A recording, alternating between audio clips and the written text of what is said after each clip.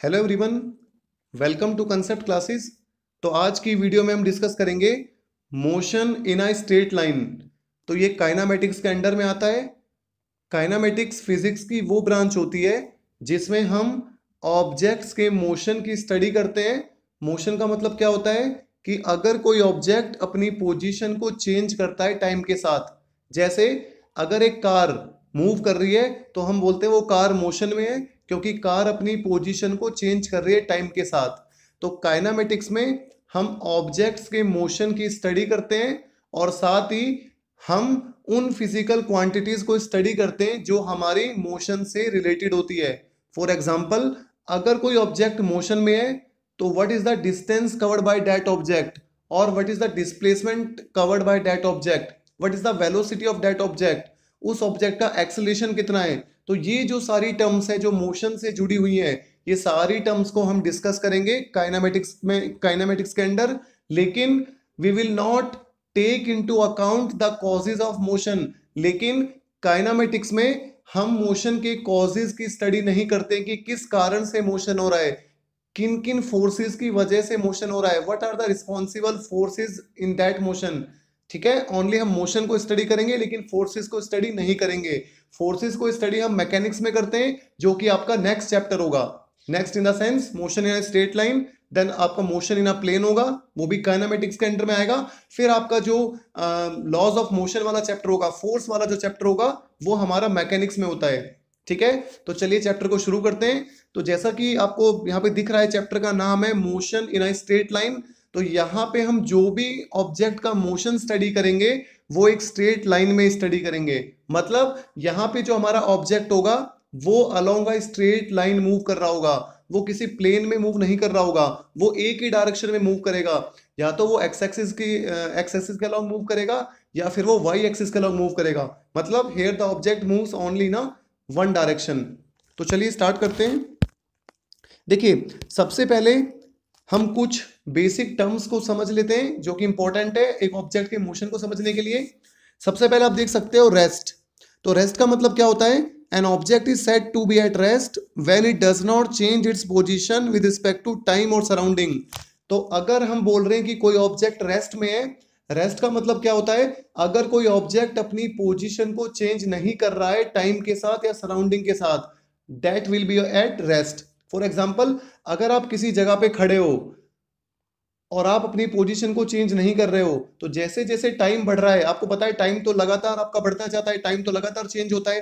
तो जैसे जैसे हमारा टाइम चेंज हो रहा है वैसे वैसे हमारी पोजीशन चेंज नहीं हो रही है। हम जिस जगह पे पहले खड़े थे उसी जगह पे टाइम बीतने के साथ साथ भी हम उसी जगह पे उसी पोजीशन पे हैं। तो हम बोलेंगे जो हमारा ऑब्जेक्ट है वो कहाँ पे है? वो रेस्ट में है। उसके बाद देखिए नेक्स्ट हमारी जो टर्म आती है वो हमारी आती है मोशन। तो मोशन क्या होता है? If an object changes its position with respect to time और surrounding then the object is said to be in motion। तो अगर कोई ऑब्जेक्ट अपनी पोजीशन को चेंज करता है टाइम के साथ, तो जैसे जैसे टाइम चेंज हो रहा है वैसे वैसे ऑब्जेक्ट की पोजीशन चेंज हो रही है, तो हम बोलेंगे वो ऑब्जेक्ट हमारा मोशन में है। देखिए मैंने यहाँ पे बोला है टाइम और सराउंडिंग। तो सराउंडिंग का मतलब क्या होता है? अगर आप किसी जगह पे खड़े हो, किसी पोजीशन पे खड़े हो और आपके सामने कोई पेड़ है, या मान के चलिए आपके सामने कोई घर है, तो with respect to that house, तो उस घर के रिस्पेक्ट में अगर आप अपनी पोजीशन चेंज कर रहे हो तो भी आप मोशन में होंगे। तो ये आपकी सराउंडिंग हो गई। सराउंडिंग का मतलब क्या होता है? अपने आसपास आपकी जो भी ऑब्जेक्ट है उनके रिस्पेक्ट में भी अगर आप पोजीशन चेंज कर रहे हो तो भी आप मोशन में होगे, या आप टाइम बोल सकते हो। ठीक है, एक ही बात है। अब आप देख सकते हो यहाँ पे इस डायग्राम में, यहाँ पे हमारे पास एक कार है और वो ए पॉइंट पे है। तो जब हमारा टाइम जीरो है, when T equal to zero, मतलब जब हमारा इनिशियल टाइम है, उस टाइम हमारी जो कार है वो ए पोजीशन पे है। एंड आफ्टर 10 सेकंड, और जैसे ही 10 सेकंड बीत गए हमारी कार बी पोजीशन पे आ गई। जैसे ही अगले 10 सेकंड और बीत गए, मतलब 20 सेकंड बाद हमारी कार किस जगह पे आ गई? सी पॉइंट पे आ गई। और अगले 10 सेकंड बाद यानी कि 30 सेकंड बाद हमारी कार डी पोजीशन पे आ गई। तो आप देख सकते हो इस पर्टिकुलर डायग्राम में जैसे जैसे हमारा टाइम चेंज हो रहा है वैसे वैसे कार की पोजीशन चेंज हो रही है। इसका मतलब ये जो कार है ये हमारी मोशन में है।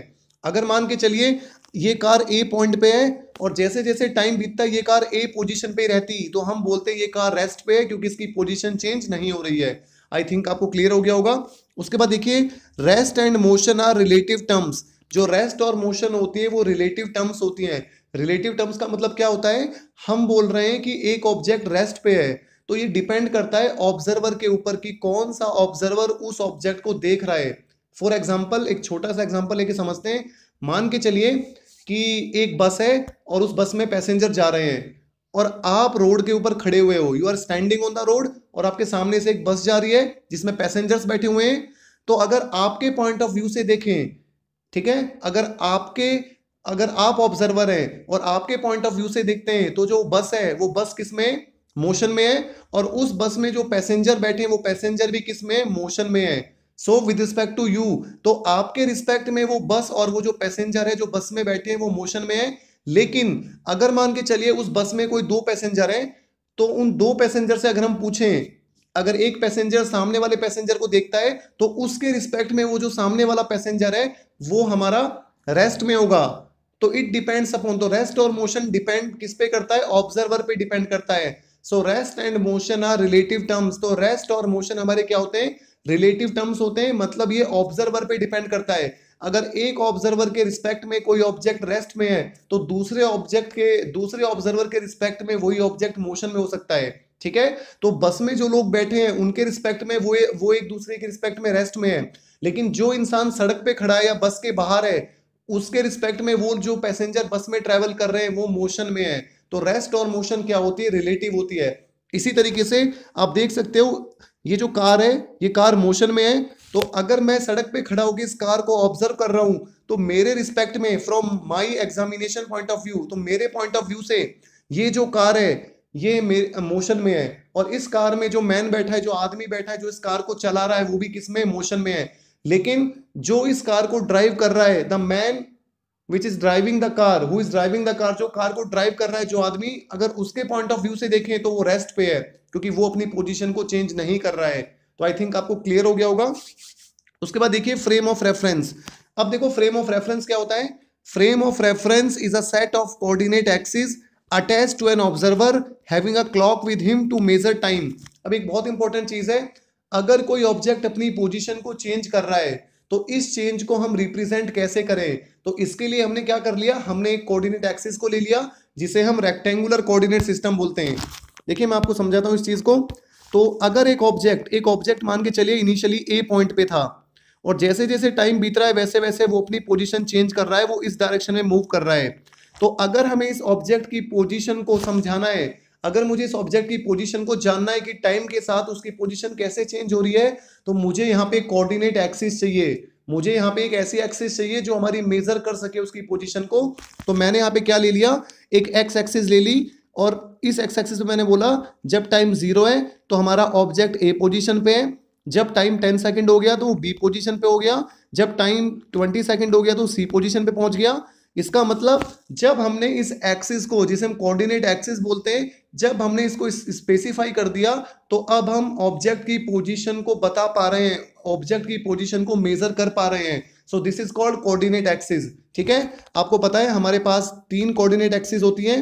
एक हमारे पास एक्स एक्सिस होती है, इसी तरीके से हमारे पास वाई एक्सिस होती है जो एक्स के परपेंडिकुलर होती है, और एक हमारे पास जेड एक्सिस होती है जो एक्स और वाई दोनों के परपेंडिकुलर होती है। ठीक है, ये हमारी जेड एक्सिस हो गई। So this is our X axis, this is our Y axis and this is our Z axis. तो ये जो हमारी एक्सिस होती है, ये जो हमारा कोऑर्डिनेट सिस्टम होता है, ठीक है, इसी से हम किसी भी ऑब्जेक्ट की पोजीशन को स्पेसिफाई करते हैं।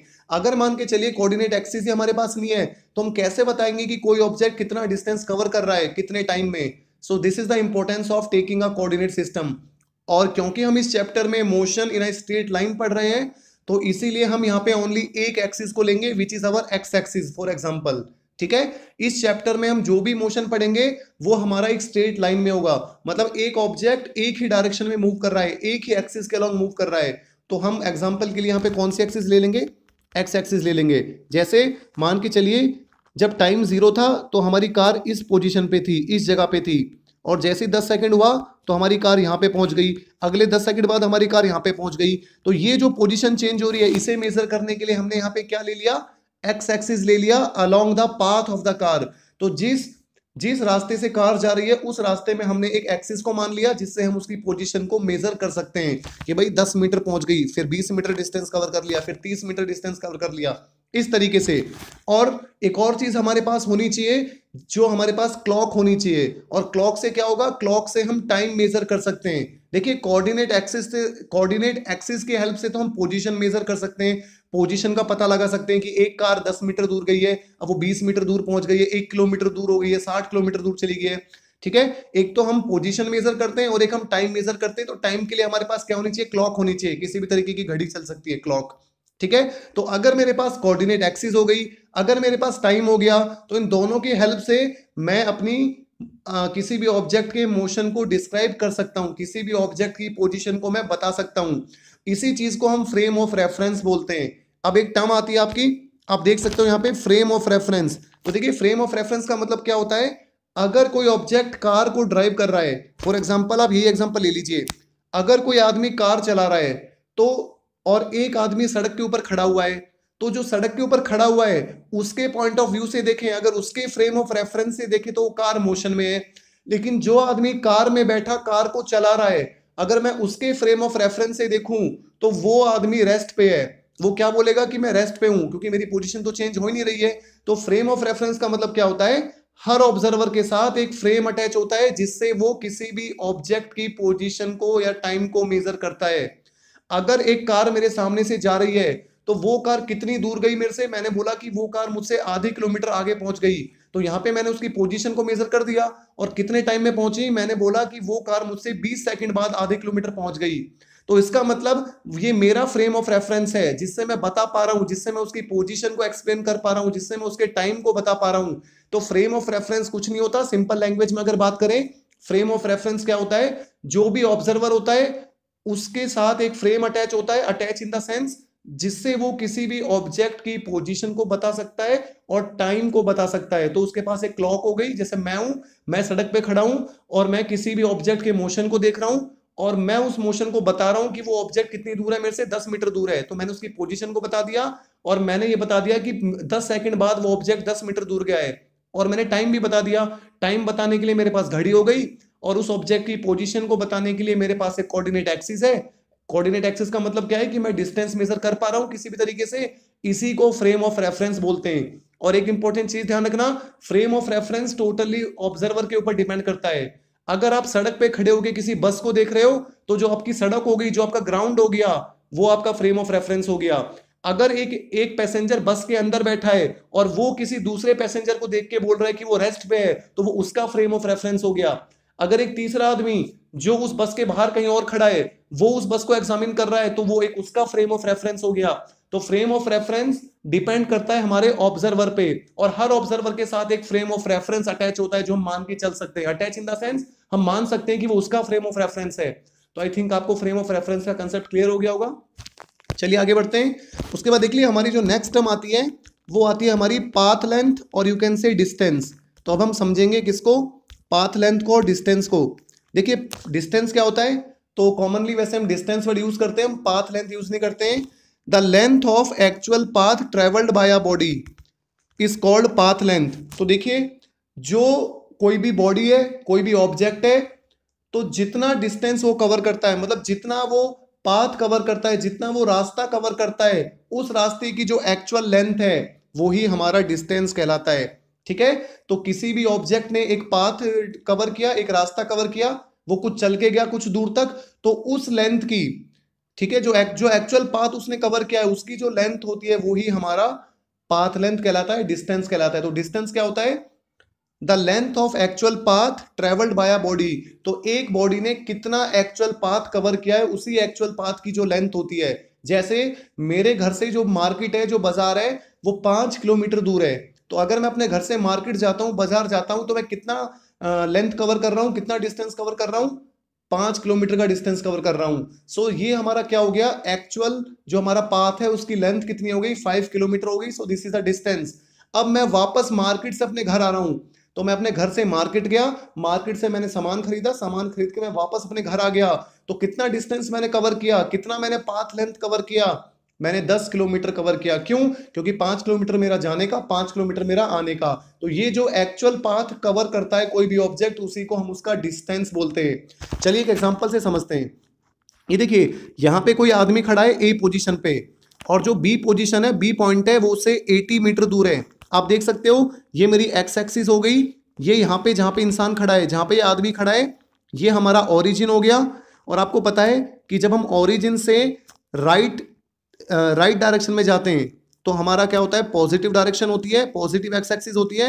और अगर हम ओरिजिन से लेफ्ट डायरेक्शन में जाते हैं, लेफ्ट की तरफ जाते हैं, तो हमारी नेगेटिव एक्स एक्सिस होती है। अगर हम पॉजिटिव डायरेक्शन में जा रहे हैं तो हमारे पॉजिटिव वैल्यूज होती हैं, जैसे यहाँ पे 1 आ गया, 2 आ गया, 3 आ गया। और जब हम नेगेटिव डायरेक्शन में जाते हैं तो -1, -2। नेगेटिव साइन ओनली हमें क्या बताता है, डायरेक्शन का बताता है कि हम लेफ्ट डायरेक्शन में जा रहे हैं। पॉजिटिव साइन हमें क्या बताता है कि हम राइट डायरेक्शन में जा रहे हैं। तो ये डायरेक्शन भी बहुत इंपॉर्टेंट है, अभी हम समझेंगे जब हम डिस्प्लेसमेंट समझेंगे।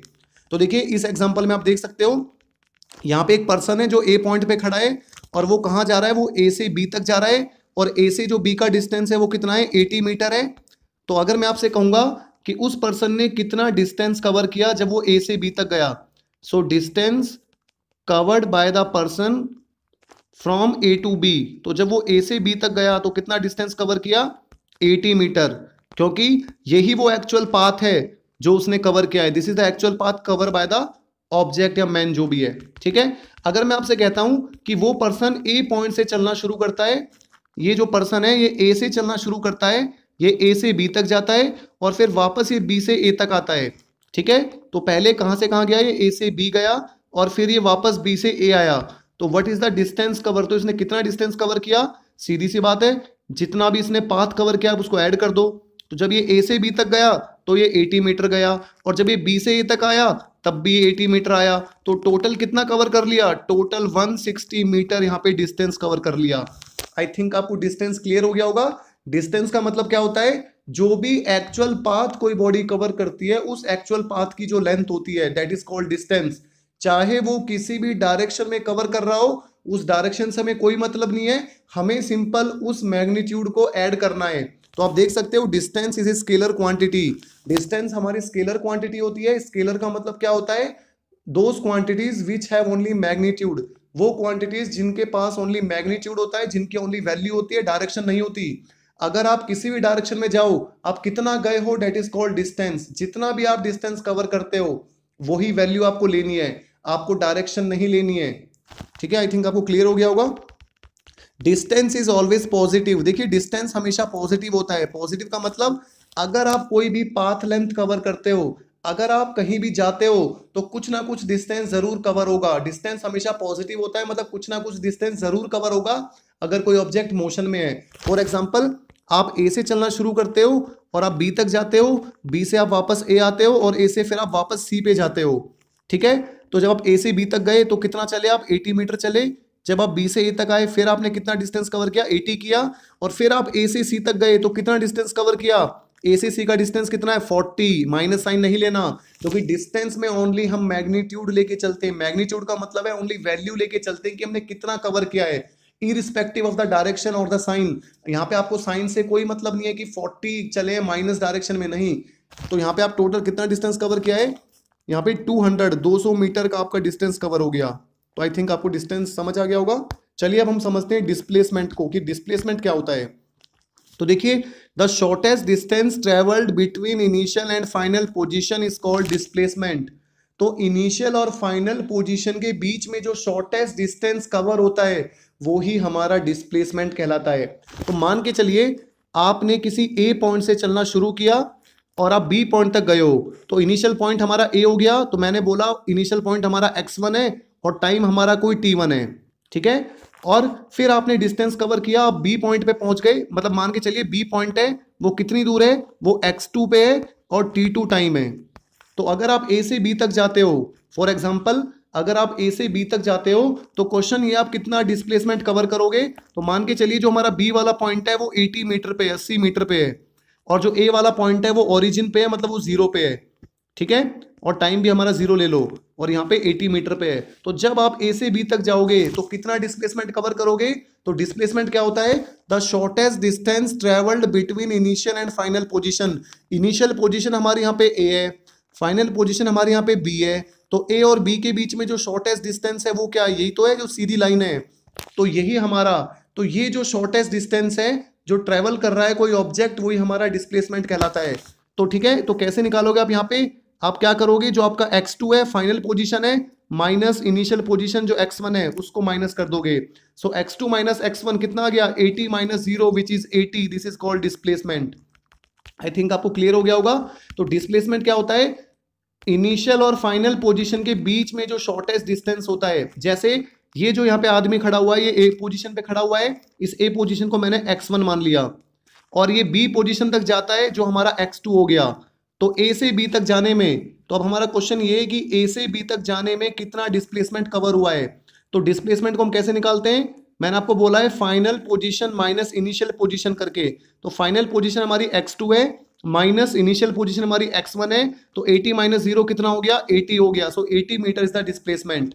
उसके बाद देखिए अगली चीज, मान के चलिए वो जो पर्सन है वो ए से चलना शुरू करता है, ठीक है, कहां से चलना शुरू करता है? ए से चलना शुरू करता है, बी तक जाता है, और बी से फिर वापस ए तक आता है। तो फिर हमें डिस्प्लेसमेंट बताना है। तो देखिए पर्सन हमारा ए से बी तक जाता है और फिर बी से वापस ए तक आता है, तो कितना डिस्प्लेसमेंट कवर होगा? तो देखिए बहुत ईजी है। डिस्प्लेसमेंट मैंने आपको बताया था, इनिशियल पोजीशन और फाइनल पोजीशन के बीच का जो सबसे छोटा डिस्टेंस होता है। अब यहाँ पे इनिशियल पोजीशन क्या है? ए है, और फाइनल पोजीशन क्या है? वो भी ए है। तो इनिशियल पोजीशन मतलब x1 है, फाइनल पोजीशन भी x1 है, तो x1 माइनस x1 कितना हो गया? 0 हो गया। तो यहाँ पे कोई भी डिस्प्लेसमेंट नहीं हुआ, क्योंकि उस आदमी ने, उस मैन ने ए से चलना शुरू किया था और वो वापस ए पे आके रुक गया। तो जहां से चलना शुरू किया था वापस वहीं पे आ गया, तो कोई डिस्प्लेसमेंट कवर नहीं किया उसने। क्योंकि डिस्प्लेसमेंट तभी कवर होगा जब यहाँ पे इनिशियल और फाइनल पोजीशन के बीच में कोई ना कोई डिस्टेंस होगा, कोई शॉर्ट डिस्टेंस होगा। लेकिन अगर मैं आपसे पूछूं कि जब वो ए से बी तक गया और बी से वापस ए तक आया तो कितना डिस्टेंस कवर किया, तो हम निकाल चुके हैं। ए से बी तक गया वो 80 मीटर और बी से वापस ए तक आया 80 मीटर, तो 160 मीटर डिस्टेंस तो उसने कवर किया है पक्का।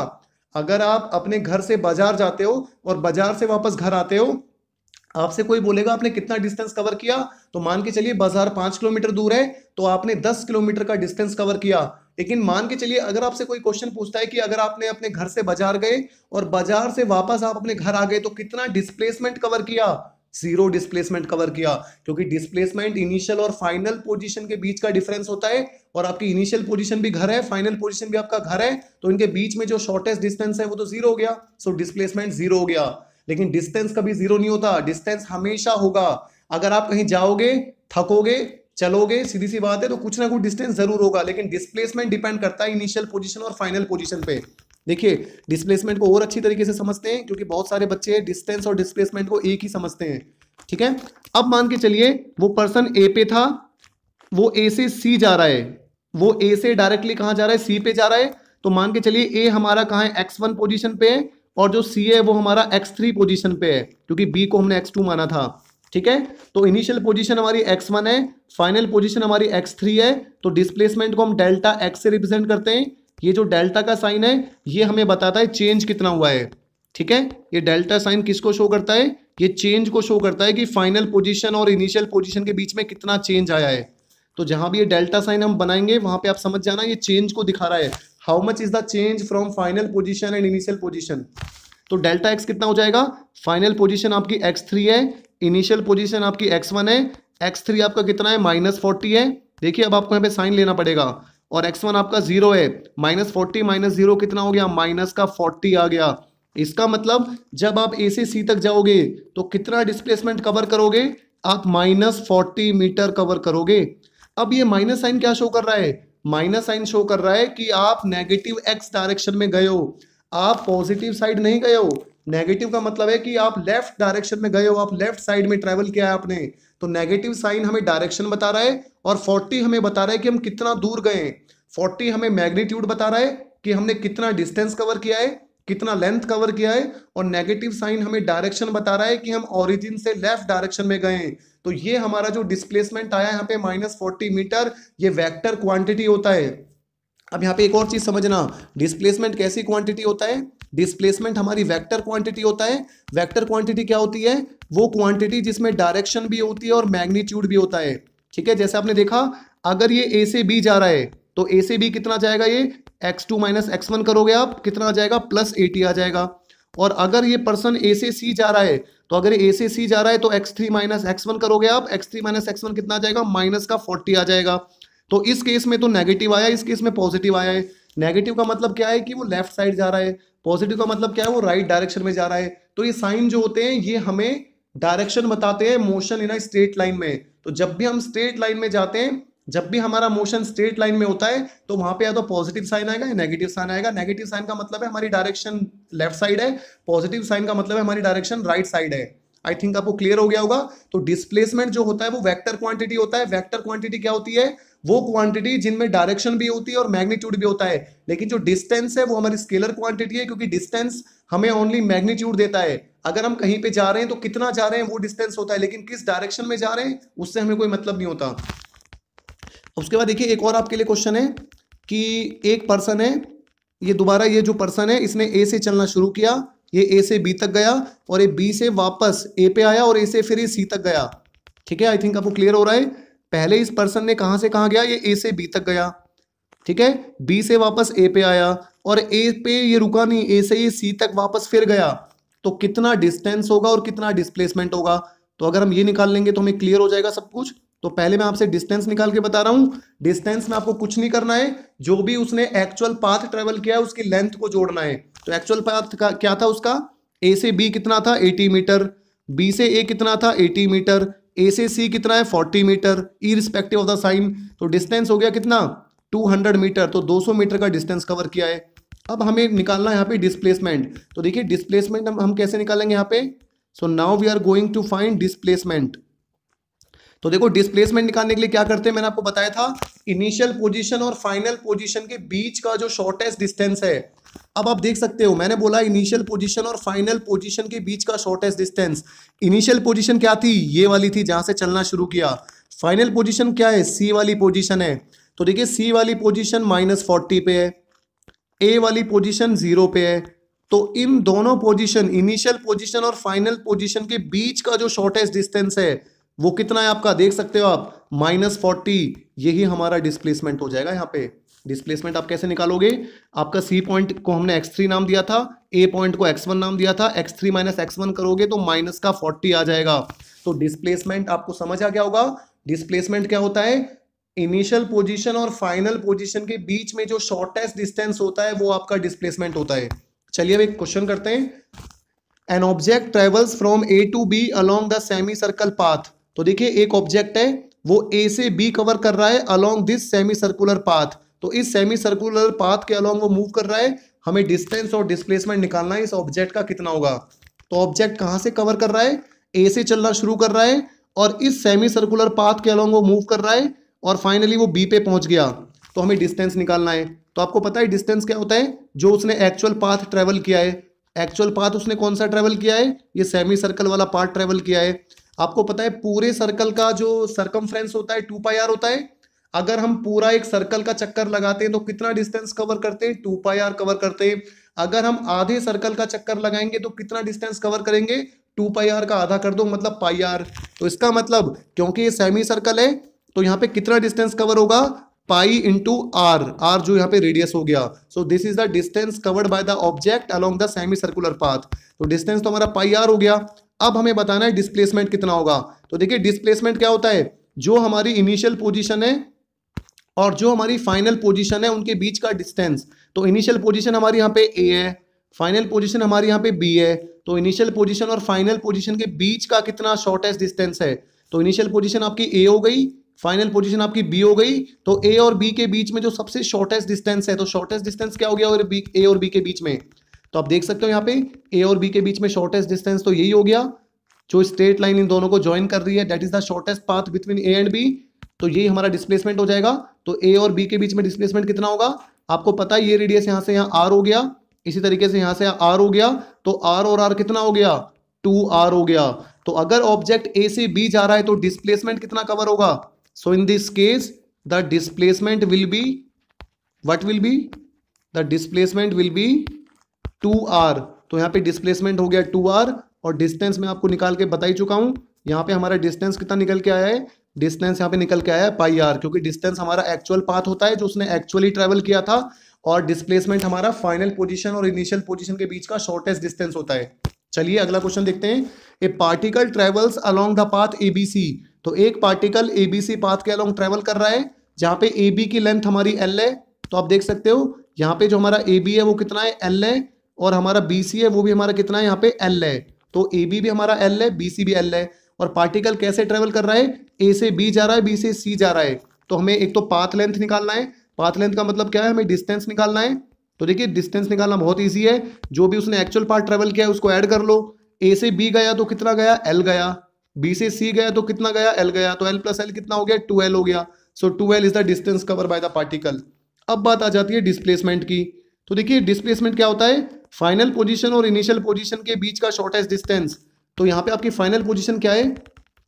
आप इस डायग्राम में देख सकते हो, यहाँ पे जो हमारी फाइनल पोजीशन है वो हमारी C है, इनिशियल पोजीशन हमारी A है। इनिशियल पोजीशन फाइनल और पोजीशन के बीच का शॉर्टेस्ट डिस्टेंस क्या है? इन दोनों को स्ट्रेट लाइन से जोड़ दो। देखिए दो पॉइंट के बीच का शॉर्टेस्ट डिस्टेंस क्या होता है? अगर मैं आपसे कहूं एक पॉइंट मेरे पास A है, एक पॉइंट मेरे पास B है, इन दोनों पॉइंट के बीच का शॉर्टेस्ट डिस्टेंस क्या होगा? तो देखिए बहुत सारे रास्ते हैं A से B जाने के। A से B आप ऐसे भी जा सकते हो, A से B आप ऐसे भी जा सकते हो, A से B आप ऐसे भी जा सकते हो, ऐसे भी जा सकते हो। लेकिन अगर मैं आपसे कहूंगा सबसे शॉर्टेस्ट डिस्टेंस क्या होगा, तो A से B का सबसे शॉर्टेस्ट डिस्टेंस क्या होगा? The straight line joining A and B।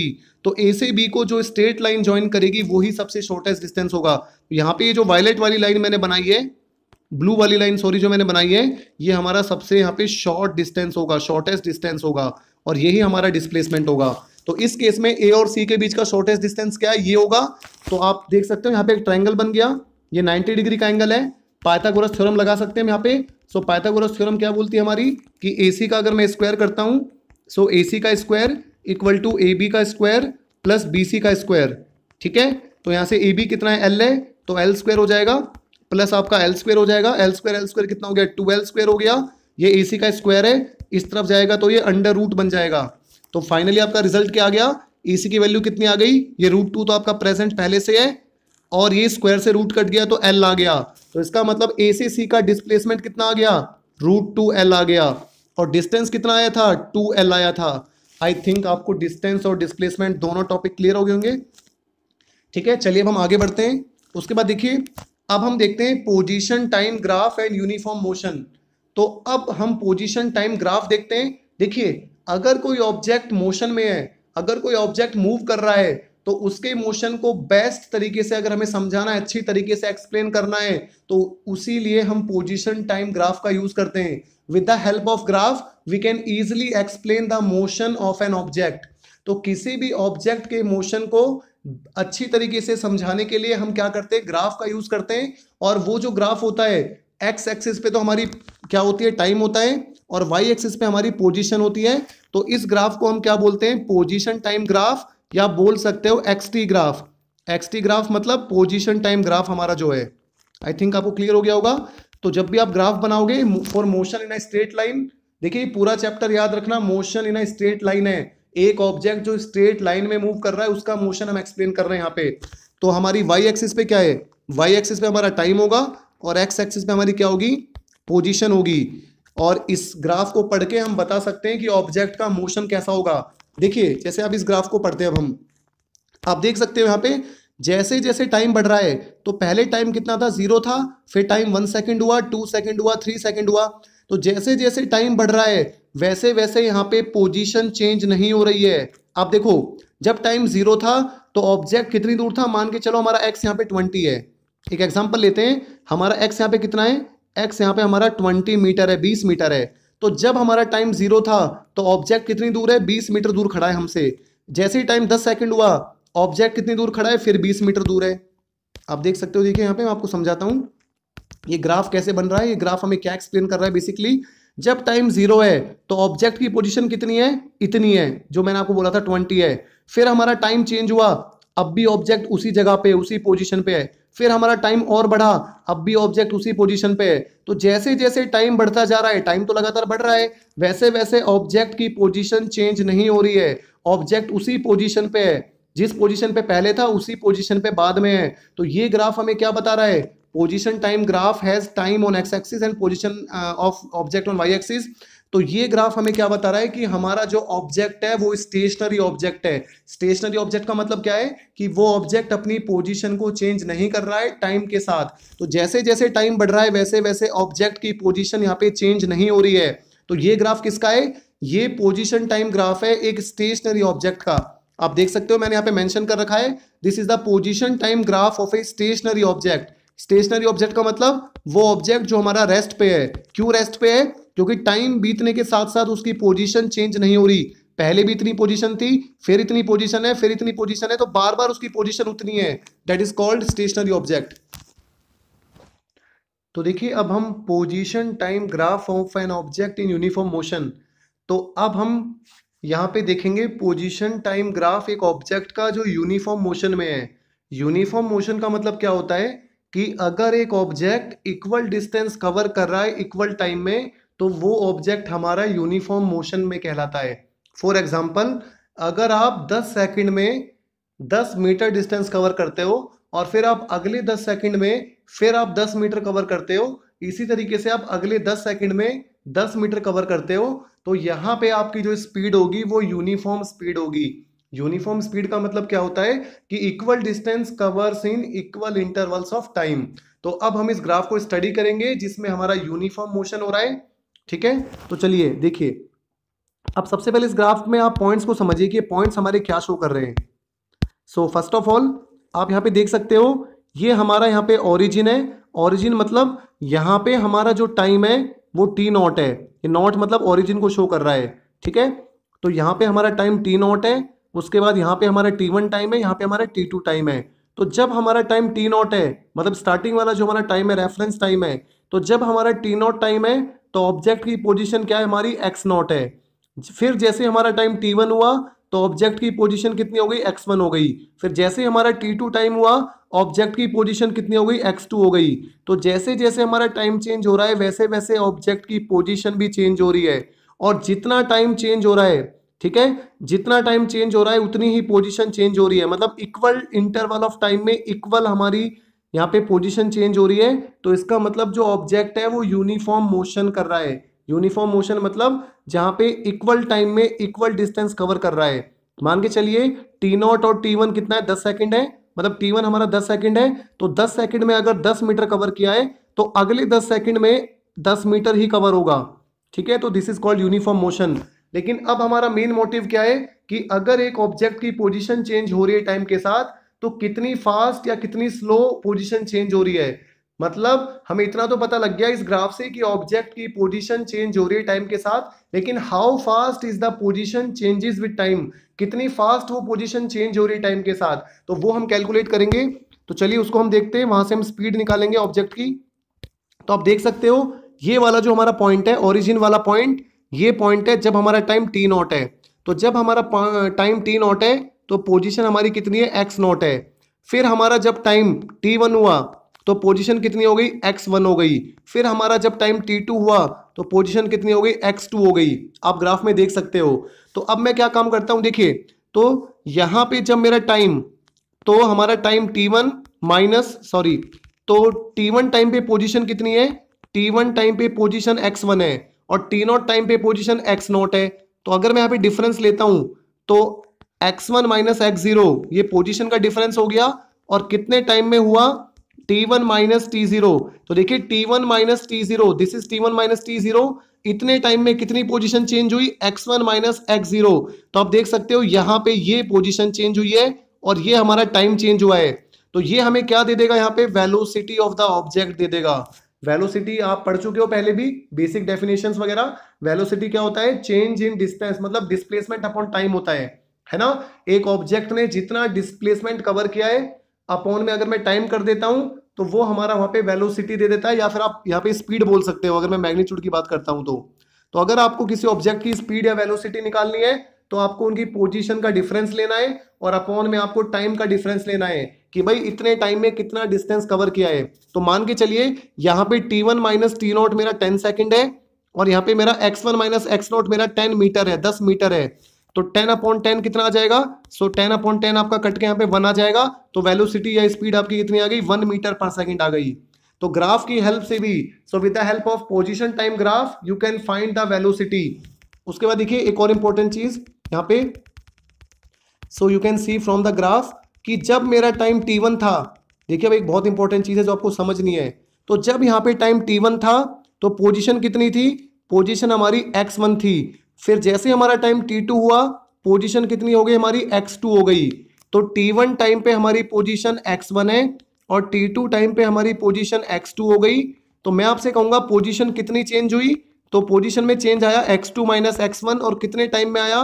t2 minus t1। तो ये भी हमारे यहाँ पे क्या दे देगा? वेलोसिटी दे देगा।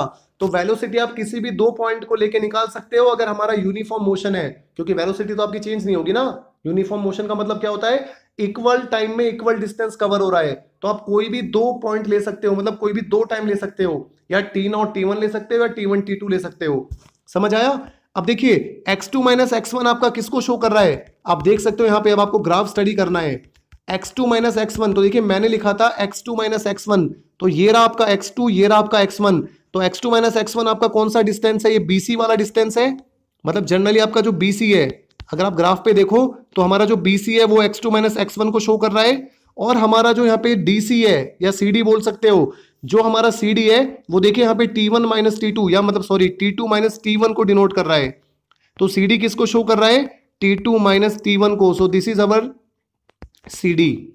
तो यहां पे अगर मैं BC अपॉन CD करता हूं, तो देखिए अगर मैं BC अपॉन CD करता हूं तो आपको पता है BC हमारा कितना है? x2 माइनस x1 है और CD कितना है मेरा यहाँ पे? t2 माइनस t1 है। और मैंने आपको अभी बताया था डिस्प्लेसमेंट अपॉन टाइम हमारा वेलोसिटी देता है, तो यहां से हमारी क्या आ जाएगी? वेलोसिटी आ जाएगी। लेकिन अगर आप गौर से देखो तो इस ट्रायंगल में, ये जो आपको ट्रायंगल दिख रहा है दिस ट्रायंगल, इसमें अगर आप tan थीटा निकालते हो, ट्रिग्नोमेट्री आपने पढ़ी है, एंगल के सामने परपेंडिकुलर होता है और ये आपका बेस हो गया। तो tan थीटा आपका क्या होता है? परपेंडिकुलर अपॉन बेस होता है। तो tan थीटा आपका क्या आ जाएगा? यहाँ से BC अपॉन CD आ जाएगा। क्या आ जाएगा? BC अपॉन यहाँ पे CD आ जाएगा। तो देख सकते हो ये जो आपका BC अपॉन CD है, ये जनरली आपका क्या है? बेसिकली आपका tan थीटा है और ये हमारा स्लोप कहलाता है इस पोजीशन टाइम ग्राफ का। मतलब अगर आप पोजीशन टाइम ग्राफ का स्लोप कैलकुलेट कर लेते हो, स्लोप का मतलब क्या होता है? जो आपका टेंजेंट होता है, tan थीटा होता है। तो अगर आप पोजीशन टाइम ग्राफ में tan थीटा कैलकुलेट कर लेते हो तो वो आपका स्लोप कहलाता है और वो ही आपका वेलोसिटी देगा आपको। अगर कोई ऑब्जेक्ट यूनिफॉर्म मोशन में है तो उसके पोजीशन टाइम ग्राफ का अगर आप स्लोप कैलकुलेट करते हो तो वहां से आपको उस ऑब्जेक्ट की वेलोसिटी पता लग जाएगी। देखिए एक चीज को और समझिए आप क्लियरली। मैंने यहाँ पे एक वर्ड बोला था स्पीड और एक मैंने बोला था यहाँ पे वेलोसिटी। देखिए इन दोनों में क्या डिफरेंस होता है? स्पीड जो हमारी होती है, स्पीड अगर मुझे निकालनी होती है तो ये होती है डिस्टेंस ट्रेवल्ड अपॉन टाइम। कितना डिस्टेंस कवर किया है कितने टाइम में, डिस्टेंस अपॉन टाइम से हम इसको डिनोट करते हैं। और हमारी जो वेलोसिटी होती है, वेलोसिटी हमारी वेक्टर क्वांटिटी होती है। वेक्टर क्वांटिटी मतलब इसकी डायरेक्शन होती है। तो वेलोसिटी होती है हमारी डिस्प्लेसमेंट अपॉन टाइम। ये हमारी क्या होती है? Displacement upon time. क्यों? क्योंकि आपको पता है, अभी हम पढ़ चुके हैं, हमारा जो डिस्प्लेसमेंट होता है वो वेक्टर क्वांटिटी होता है। तो अगर डिस्प्लेसमेंट वेक्टर क्वांटिटी होता है तो वेलोसिटी भी वेक्टर क्वांटिटी होगी।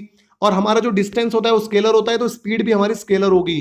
तो अगर आपको वेलोसिटी कैलकुलेट करना है किसी दो पॉइंट के बीच में, तो उन दो पॉइंट के बीच का क्या ले लोगे आप? डिफरेंस ले लोगे। मतलब अगर आपको वेलोसिटी कैलकुलेट करना है किसी दो पोजीशन के बीच में, तो आप वहां पे डिस्प्लेसमेंट देख लोगे, उन दो पॉइंट के बीच में कितना डिस्प्लेसमेंट हुआ है और कितने टाइम में हुआ है। ठीक है, दोबारा से मैं एक बार बोल देता हूं। अगर आपको किसी दो पॉइंट के बीच की स्पीड कैलकुलेट करनी है तो आप उन दो पॉइंट के बीच का डिस्टेंस ले लोगे, which is the actual path between those two point, upon में टाइम ले लोगे। और अगर आपको उन दो पॉइंट के बीच में वेलोसिटी बतानी है, कितनी वेलोसिटी थी ऑब्जेक्ट की, तो आप वहां से उन दो पॉइंट के बीच का डिस्प्लेसमेंट निकाल लोगे, अपॉन में टाइम ले लोगे, तो आपको वेलोसिटी मिल जाएगी। क्योंकि डिस्प्लेसमेंट आपकी जीरो भी आ सकती है, पॉजिटिव भी आ सकती है, नेगेटिव भी आ सकती है, लेकिन डिस्टेंस हमेशा आपका पॉजिटिव आएगा। तो स्पीड बेसिकली देखो, स्पीड जो होती है वो हमें ये बताती है कि एक गाड़ी चल रही है 60 किलोमीटर पर आवर, लेकिन किस डायरेक्शन में चल रही है वो हमें स्पीड नहीं बताती। लेकिन जो वेलोसिटी होती है वो वेक्टर क्वांटिटी होती है। वेलोसिटी हमें ये बताती है कि अगर एक ऑब्जेक्ट चल रहा है 60 किलोमीटर प्रति घंटा तो वो किस डायरेक्शन में जा रहा है, वो नॉर्थ डायरेक्शन में जा रहा है या ईस्ट डायरेक्शन में जा रहा है या साउथ डायरेक्शन में जा रहा है। तो दोनों में क्या डिफरेंस है, स्पीड हमारी स्केलर होती है क्योंकि डिस्टेंस हमारा स्केलर होता है, वेलोसिटी हमारा वेक्टर होता है क्योंकि डिस्प्लेसमेंट हमारा वेक्टर होता है। तो अगर आपको वेलोसिटी कैलकुलेट करनी है किसी दो पॉइंट पे तो उन दो पॉइंट के बीच का डिस्प्लेसमेंट निकाल लो सीधा आप, और डिस्प्लेसमेंट निकालना मैं आपको बता चुका हूं, आई थिंक आपको क्लियर हो गया होगा। तो ये जो आपका पोजीशन टाइम ग्राफ है, इस पोजीशन टाइम ग्राफ की मदद से with the help of this position time graph आप क्या निकाल सकते हो, वेलोसिटी निकाल सकते हो। कैसे निकाल सकते हो, आप इस पोजीशन टाइम ग्राफ पे कोई भी दो पॉइंट ले लो, उन दो पॉइंट के बीच में टाइम का डिफरेंस ले लो, जैसे for example t2 minus t1, और इस टाइम के डिफरेंस में आप उसकी पोजीशन का डिफरेंस ले लो x2 माइनस x1। तो जब आप ये करोगे तो ये आपको वेलोसिटी दे देगा। या फिर आप यहाँ पे स्लोप कैलकुलेट कर सकते हो, स्लोप हमारा क्या होता है, tan थीटा होता है, तो tan थीटा की हेल्प से भी आप क्या निकाल सकते हो, वेलोसिटी निकाल सकते हो। तो कहने की बात क्या है, हमारा रिजल्ट यहाँ पे हमें क्या मिला, एक बहुत इंपॉर्टेंट रिजल्ट मिला, the slope of position time graph gives us the velocity of the object. तो ऑब्जेक्ट की वेलोसिटी हमें कौन दे रहा है, पोजीशन टाइम ग्राफ का अगर मैं स्लोप कैलकुलेट करता हूं, और स्लोप हम कैसे कैलकुलेट करेंगे, tan थीटा की हेल्प से। और tan थीटा क्या होता है, परपेंडिकुलर अपॉन बेस होता है, which is x2 minus x1 upon t2 minus t1, अगर हम इन दो पॉइंट को लेके चल रहे हैं तो। आई थिंक ये आपको समझ आ गया होगा। तो चलिए अगर हम एक दो ग्राफ और देखते हैं यहाँ पे। ये जो आपको ग्राफ दिख रहा है यहाँ पे देख सकते हो आप, टाइम और पोजीशन के बीच में, ये पोजीशन टाइम ग्राफ है एक ऑब्जेक्ट का मूविंग विद पॉजिटिव वेलोसिटी। अगर कोई ऑब्जेक्ट पॉजिटिव वेलोसिटी से मूव कर रहा है तो उसका जो velocity time position time graph होगा वो इस तरीके से होगा। अब देखिए पॉजिटिव वेलोसिटी का मतलब क्या होता है, इन्होंने यहाँ पे एक बात बोली है कि यहाँ पे जो ऑब्जेक्ट है वो पॉजिटिव वेलोसिटी से मूव कर रहा है। किससे मूव कर रहा है, पॉजिटिव वेलोसिटी से। अब पॉजिटिव वेलोसिटी का मतलब ये होता है कि जैसे जैसे टाइम बढ़ रहा है वैसे वैसे ऑब्जेक्ट की डिस्प्लेसमेंट पॉजिटिव है, क्योंकि अगर हमारा डिस्प्लेसमेंट मतलब जो डेल्टा एक्स है अगर वो हमारा यहाँ पे पॉजिटिव आएगा तो यहाँ पे हमारी वेलोसिटी भी पॉजिटिव आएगी। क्योंकि वेलोसिटी मैंने आपको अभी समझाया था, वेलोसिटी क्या होता है, डिस्प्लेसमेंट अपॉन टाइम होता है। अगर हमारा डिस्प्लेसमेंट पॉजिटिव होता है तभी वेलोसिटी पॉजिटिव होगी, अगर हमारा डिस्प्लेसमेंट नेगेटिव होता है तो वेलोसिटी नेगेटिव मिलेगी, और अगर हमारा डिस्प्लेसमेंट जीरो होता है तो वेलोसिटी जीरो मिलेगी। आई थिंक आपको यहाँ पे क्लियर हो गया होगा। जैसे कि अब मान सकते हो, मैं ग्राफ से आपको एक बार समझा भी देता हूं कि जब हमारा टाइम टी नॉट था, इनिशियल टाइम था, जब हमारा टाइम टी नॉट था तो पोजीशन मान के चलो हमारी एक्स नॉट थी। फिर हमारा जब टाइम टी1 हुआ तो ये टी1 टाइम हुआ, तो हमारी जो पोजीशन है वो हमारी कुछ x1 हो गई। तो आप मान सकते हो कि हमारा x1 कितना है, you can take x1 as 20 meter, और आप यहाँ पे x नॉट ले सकते हो, हमारा कितना था यहाँ पे, x नॉट हमारा यहाँ पे 5 था, ठीक है। और तो अगर आप यहाँ पे x1 माइनस x0 कैलकुलेट करते हो तो x1 माइनस x0 कितना आ जाएगा, 20 माइनस 5 विच इज 15 मीटर। और टाइम आप मान के चलो 10 सेकंड का टाइम है, मतलब टी नॉट और टी1 के बीच में 10 सेकंड का गैप है। तो यहाँ पे क्या होगा, डिस्प्लेसमेंट कितना हुआ, 5 मीटर का हुआ डिस्प्लेसमेंट। क्यों, क्योंकि डिस्प्लेसमेंट क्या होता है, final position minus initial position. तो फाइनल पोजीशन कितनी आपकी 20 मीटर है, इनिशियल पोजीशन कितनी आपकी 5 मीटर है, टाइम कितना लगा आपको 10 मीटर लगा, तो डिस्प्लेसमेंट आपकी कितनी हुई यहाँ पे, so your displacement is 15 meter in how much time 10। तो यहाँ पे आपकी जो स्पीड आ गई वो 1.5 मीटर पर सेकंड आ गई, सॉरी वेलोसिटी जो आपकी आई है। तो यहाँ पे आपकी जो वेलोसिटी है वो पॉजिटिव वेलोसिटी है। ये जो ग्राफ है ये किसको शो कर रहा है, पॉजिटिव वेलोसिटी को शो कर रहा है। पॉजिटिव वेलोसिटी का मतलब क्या होता है, जैसे जैसे टाइम चेंज हो रहा है वैसे वैसे ऑब्जेक्ट की पोजीशन चेंज हो रही है, मतलब पोजीशन बढ़ रही है, ठीक है। तो जैसे जैसे टाइम चेंज हो रहा है वैसे वैसे ऑब्जेक्ट की पोजीशन चेंज हो रही है, लेकिन जो डिस्प्लेसमेंट हो रहा है ऑब्जेक्ट का वो पॉजिटिव हो रहा है, मतलब वो आगे बढ़ रहा है, टाइम बढ़ने के साथ साथ उसकी पोजीशन है जो वो बढ़ रही है, वो कम नहीं हो रही है। अब आप ये ग्राफ देखिए, ये ग्राफ क्या शो कर रहा है, position time graph of an object moving with negative velocity. यहाँ पे जो ऑब्जेक्ट है वो नेगेटिव वेलोसिटी से मूव कर रहा है। अब एक बात बताइए, वेलोसिटी नेगेटिव कब होगी, जब हमारी डिस्प्लेसमेंट जो डेल्टा एक्स होगा वो नेगेटिव होगा, सीधी सी बात है। क्योंकि वेलोसिटी क्या होता है, डिस्प्लेसमेंट मतलब delta x upon time delta T. अगर डेल्टा एक्स नेगेटिव होगा तो हमारी वेलोसिटी नेगेटिव होगी। तो इस केस में हमारी नेगेटिव वेलोसिटी है क्योंकि हमारी डिस्प्लेसमेंट नेगेटिव है। क्यों नेगेटिव है, एनालाइज करो ग्राफ को। तो जब हमारा टाइम जीरो था, when T equal to zero, object किस जगह पे था, इस जगह पे था, मान के चलिए 50 पे था, 50 मीटर पे था। और जैसे हमारा टाइम कितना हुआ, मान के चलिए जब हमारा टाइम t1 हुआ तो t1 पे ऑब्जेक्ट कहां पहुंचा, t1 पे ऑब्जेक्ट यहां है, ये मान के चलिए आपका 20 मीटर है। तो final position, so this is x1 final position, and this is x not initial position. तो फाइनल पोजीशन आपकी x1 है, इनिशियल पोजीशन आपकी x नॉट है, अपॉन में आपका T1 माइनस T0। x1 कितना है आपका, देख सकते हो यहाँ पे 20, x नॉट कितना है 50, अपॉन में टाइम कितना है, मान के चलिए 10 सेकंड का टाइम है, तो 20 माइनस 50 करोगे तो माइनस का 30 आएगा, अपॉन में 10, तो माइनस 30 अपॉन 10 कितना होता है, माइनस का 3 होता है। तो यहाँ पे आपकी वेलोसिटी आ गई -3 मीटर पर सेकेंड। समझ आया कुछ कंसेप्ट? मतलब जैसे जैसे टाइम बढ़ रहा है वैसे वैसे पोजीशन कम होती जा रही है। इसका मतलब यहाँ पे नेगेटिव वेलोसिटी है, ऑब्जेक्ट की पोजीशन कम होती जा रही है। जब टाइम 0 था तो पोजीशन ज्यादा थी, फिर जैसे जैसे टाइम बढ़ रहा है वैसे वैसे पोजीशन इसकी कम होती जा रही है। ग्राफ से आप देख सकते हो, अगर आप इस ग्राफ को देखोगे तो आप पता लगा लोगे कि जैसे जैसे यहाँ पे टाइम हमारा बढ़ता जा रहा है, ठीक है, जैसे जैसे यहाँ पे टाइम बढ़ता जा रहा है वैसे वैसे यहाँ पे ऑब्जेक्ट की जो पोजीशन है वो कम होती जा रही है। ग्राफ नीचे की तरफ आ रहा है। और पिछले ग्राफ में क्या था, जैसे जैसे टाइम बढ़ता जा रहा है वैसे वैसे ऑब्जेक्ट की पोजीशन भी बढ़ती जा रही है, तो डिस्प्लेसमेंट पॉजिटिव आया था और वेलोसिटी भी पॉजिटिव आई थी। यहाँ पे जैसे जैसे टाइम बढ़ता जा रहा है वैसे वैसे ऑब्जेक्ट की पोजीशन कम होती जा रही है। इसका मतलब यहाँ पे डिस्प्लेसमेंट नेगेटिव आएगा, क्योंकि फाइनल माइनस इनिशियल करोगे तो नेगेटिव आएगा और वेलोसिटी भी नेगेटिव आएगी।